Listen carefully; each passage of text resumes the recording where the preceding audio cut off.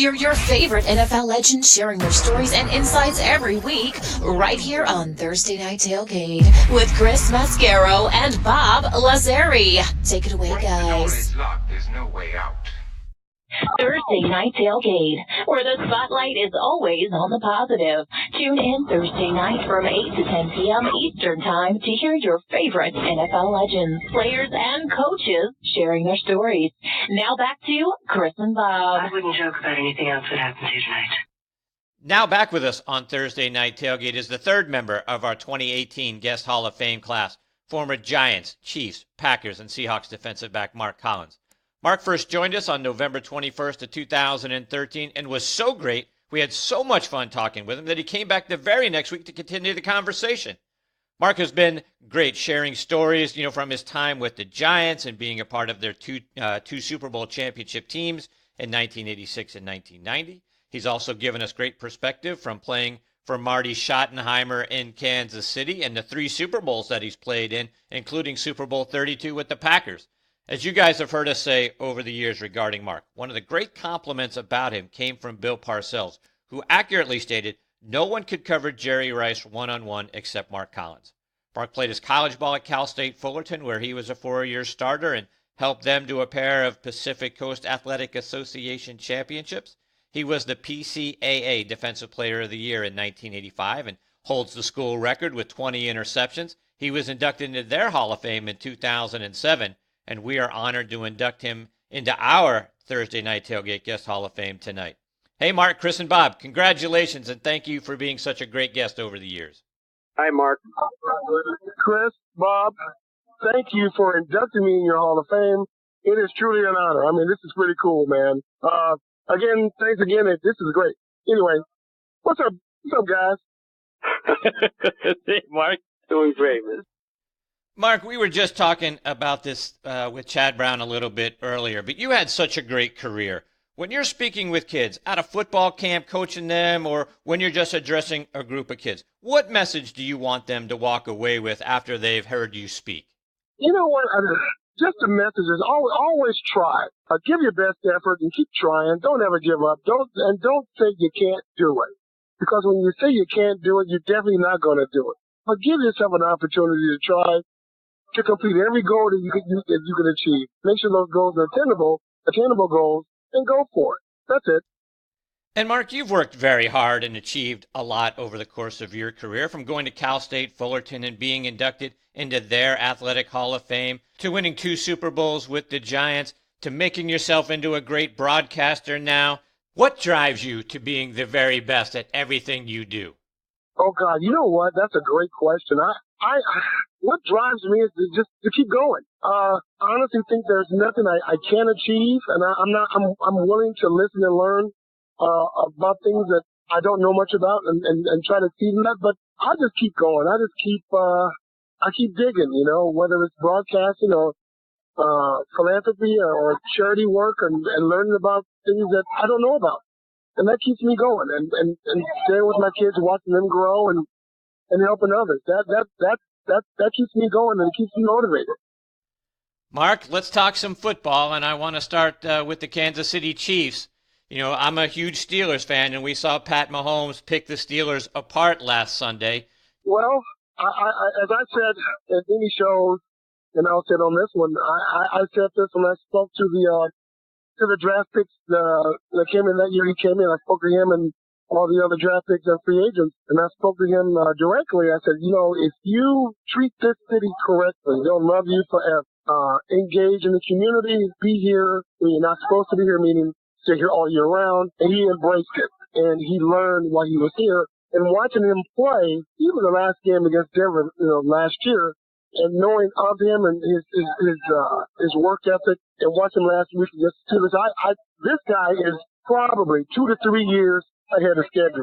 And what makes me say that is, he was reading the Steelers defense like a 3rd or 4th year veteran. He knew what was coming. He'll see 2 high safeties. He'll check to a run. He'll see 2 high safeties with press coverage on the right side of the 4 receiver formation, 2 receivers and 2 corners on bubble run on the right side, and 2 DBs off on the left side.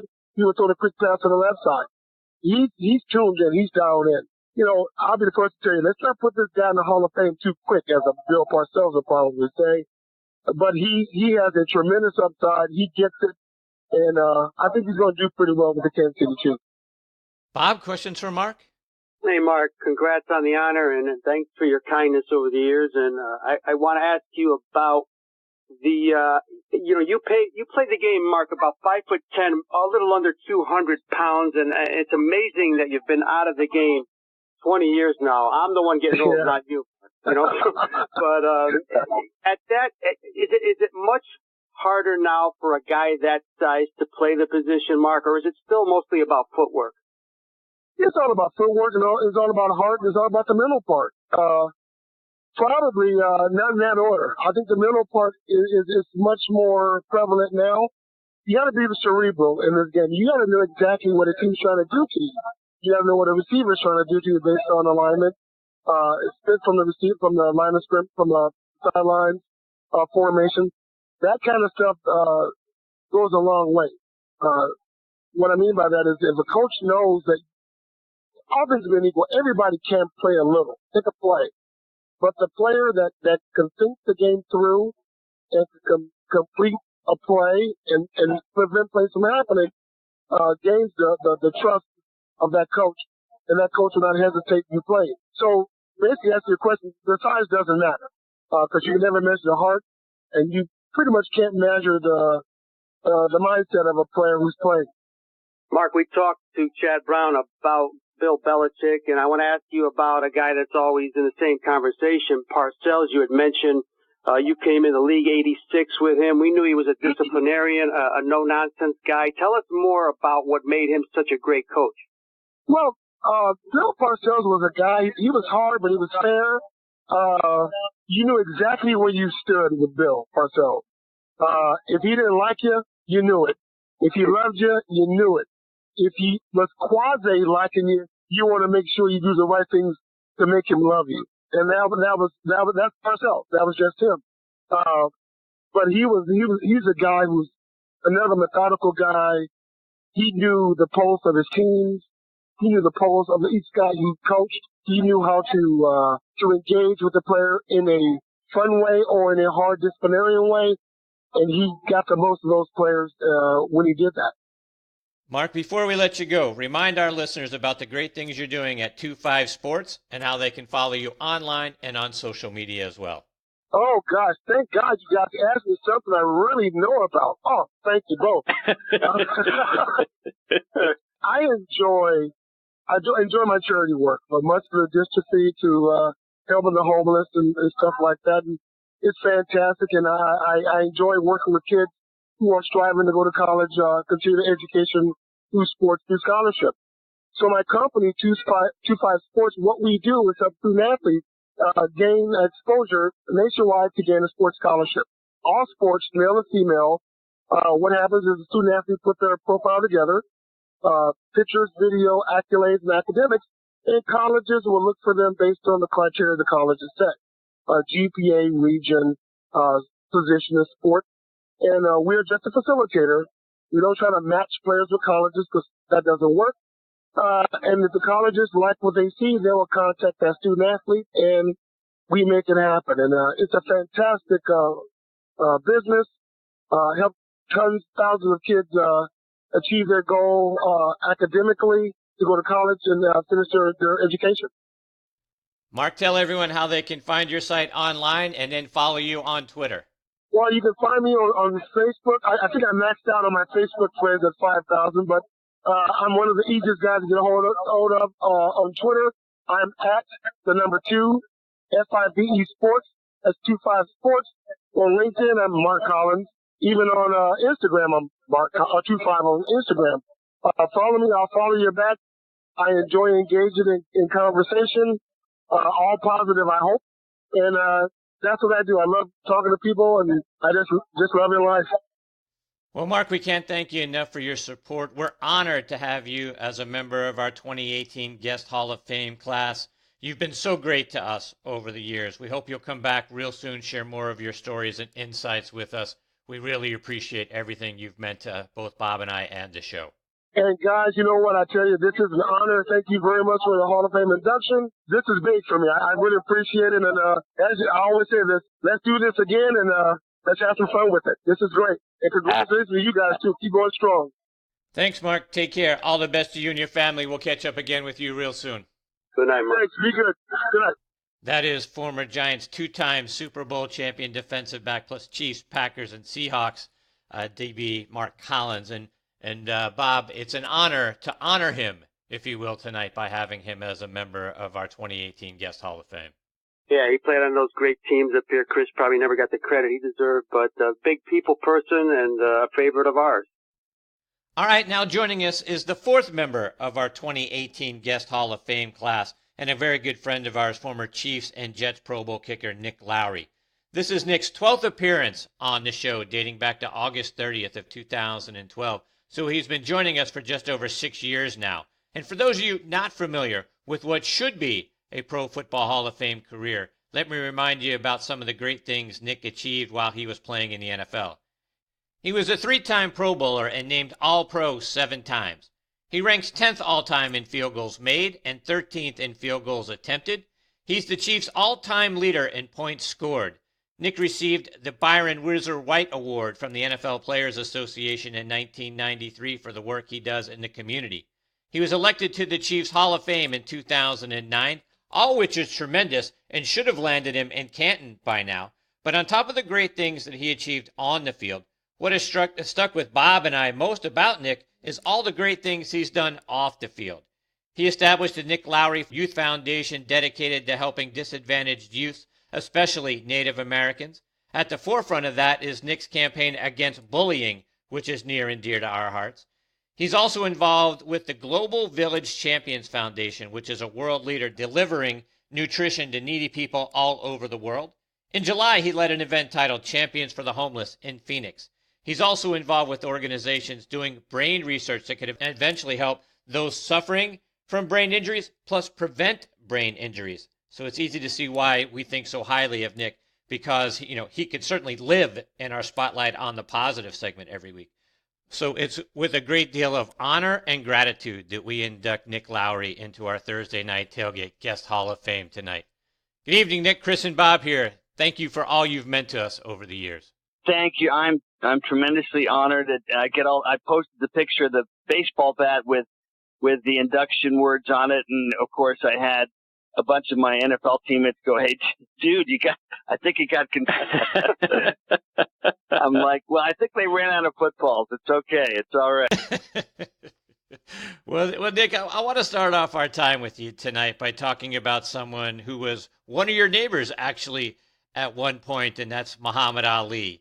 Talk about your relationship with him and the things that he and Lonnie Ali did in conjunction with your foundation. Well, it was more just my incredible luck to have, I think, the greatest all-round influential athlete in the history of sport, 2 doors down, Muhammad Ali.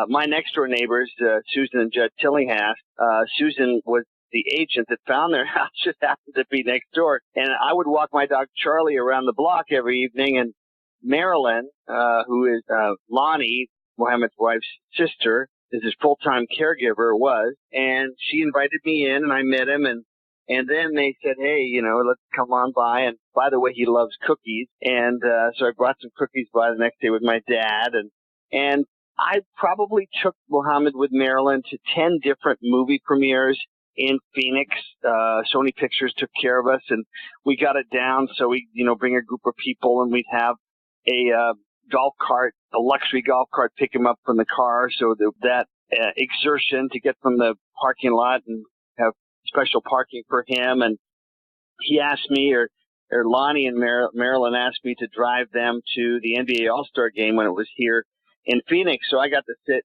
2 rows behind them, and, Beyonce and Jay-Z and everyone. I think they were actually performing there last night, actually. And, just amazing things to walk into the NBA All-Star locker room and see the expressions of these world-famous athletes turn to jelly, turn to just little giddy kids to be around Muhammad. and including LeBron James and Allen Iverson and Yao Ming and just all of those stars, gave you an idea of what this man meant. But the greatest accolade I can give Muhammad was I was able to set up with the cooperation of the Kansas City Royals a year before they won the World Series, a trip to a Royal Dodgers game in preseason out in Surprise. So it was a real calculation because Muhammad's Parkinson's drug only lasted for about 4 hours. So it was a Friday afternoon. We drove out across all the traffic. If you've ever done that before, it takes a while. And the golf cart was there, and they took us through the outdoor wall, and it was straight out of that movie, the Lou Gehrig love story, you know, when he says, I feel like the luckiest man in the world. I mean, as we're driving in from left field, the crowd did its own sort of spontaneous wave, and you literally saw people laughing and crying and smiling and just, you know, and we also had given, thanks to the Royals, Muhammad a beautiful Royals jersey with Ali #1 on the back. And they sat us in the front row. And before we got out and we sat in the front row, the Dodgers came up, and Joe Torre and his team, he was the manager then, and of course the Royals and George Brett. And it was just spectacular to see the appreciation for this man. And then when I'm sitting in the front row next to Muhammad, right in front of me is George Brett, sitting on the other side of the fence inside the field, and directly behind me is the greatest, Wayne Gretzky. So I've got the greatest Kansas City Royal, one of the greatest hitters of all time, George Brett. Next to me is the greatest, I think, athlete in person in Western civilization, in many ways, arguably, for his impact across the globe. And then behind me is the greatest himself, the great one. So pretty special moment. And that was enough. As we're heading back to the car, I'm really worried because Muhammad was tired. And when he got tired, he got really tired. Yet we got to the car, and there were 25 kids waiting for autographs, 10 of the coaches and staff, the general managers, wife and kids and friends. And I'm terrified that Muhammad's going to be completely overwhelmed. And you saw a supernatural transformation in Muhammad Ali, and I've got photos to prove it, where the most blissful, loving, embracing, kind, comforting spirit took over the whole place, and every kid got to sit on his lap, and it was as if he didn't have any Parkinson's for 15 minutes, 20 minutes. And it just taught me the sheer power of the human spirit and the human will for him to be able to will himself past what it really feels like, you know, when you see those jet fighter pilots turning and banking and going through 5Gs, and literally their faces sort of being crushed against them. You know, that's what it feels like all the time for somebody with Parkinson's, to just overcome those 5Gs of force and just let it go and make these kids feel special, a moment that will stay with them for their lives.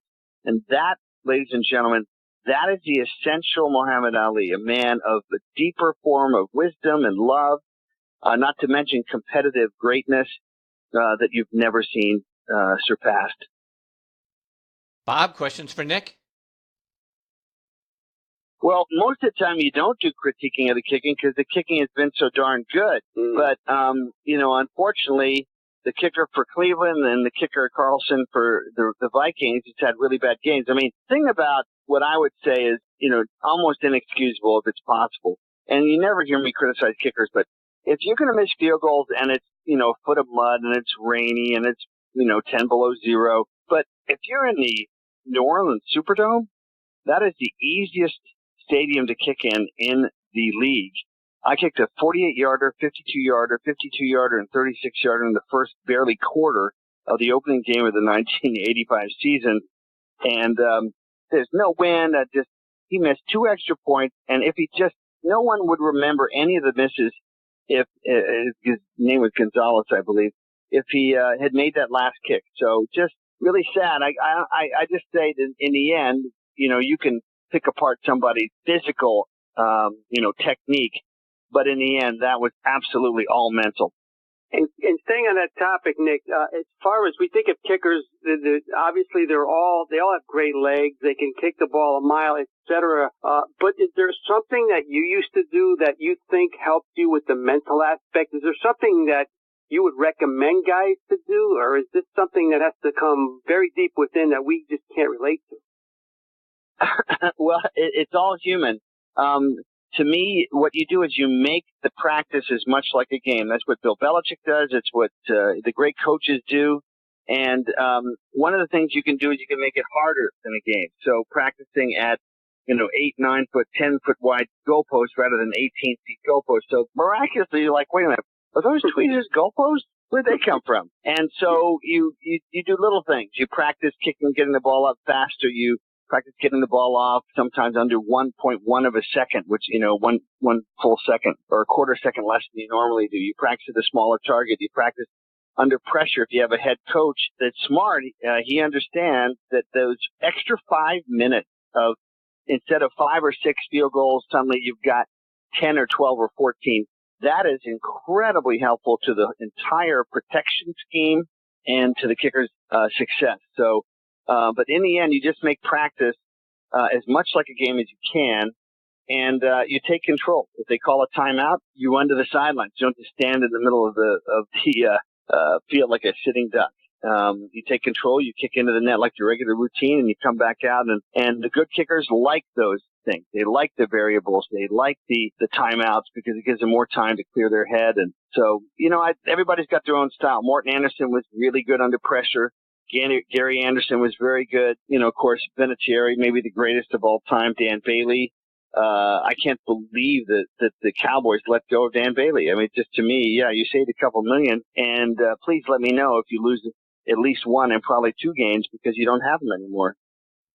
Nick, before we let you go, remind our listeners about the organization you talked about with us last time that's doing great work around helping to protect the brain. Well, we're finding with Canna Life Sciences, where we've been doing this amazing research at Temple with Dr. Doug Brenneman and Dr. Bill Kinney, and we were featured on Dateline NBC May 20th. We're featured in the Journal of Molecular Neuroscience July 20th on the History Channel. I've been on CNBC and MSNBC, and by the way, I'm leading the CNBC stock draft 73%, and Kevin O'Leary's at about negative 10%. Just to throw that in there for you. But the research that Canna Life Sciences are doing is really remarkable. It's finding and confirming and delineating and mapping the brain. We have the only molecules in the CBD space in pharmaceutical land that are already patented for CTE and also for neuropathic induced pain. So, the things that create this pandemic of opioid addiction, and one of the things that is part of what Mike Webster and Kenny Stabler and Brett Favre, a lot of players that are afraid they have CTE and certainly have had tremendous pain issues because of all the hits they took.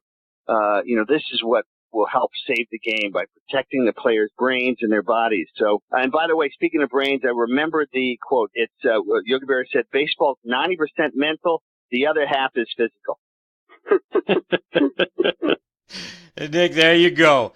Let our listeners know, how can they stay up to date with all the great things you're doing, either online or on social media? Well, I just want to thank you guys again for the honor of being in your Hall of Fame. It's a sweet gesture. The work I do, you can find out about Champions for the Homeless. We're doing an event on October 21st, and we're going to do it for the 41st time at St. Vincent de Paul's. And you can find out about that at nicklowry.org or nicklowryfoundation.org. That's NICKLOWERY.org. And we do programs, as you alluded to reduce concussions in sports. We really believe in the mobile virtual player tackling and blocking dummy that Buddy Tevens, my teammate at Dartmouth, the head coach there, helped develop about 5-6 years ago. Those are things that are going to really cut concussions by more than 50% and get this game back to the focus on the best game in America. Well, Nick, thank you so much for continuing to be such a great guest and now a wonderful member of our Guest Hall of Fame. We hope you'll come back and join us again real soon. Share more of your insights and stories with us because it's always so much fun when you're a part of the show. Well, Chris and company, you guys are the best. I appreciate it. Have a great night. Thanks, Nick. All right, take care, Nick. Bless you. That's former Chiefs and Jets Pro Bowl kicker Nick Lowery. We've got our next Hall of Fame inductee, Florida A&M head coach Willie Simmons, hanging on the line. We're going to get to Willie on the other side of this quick station break.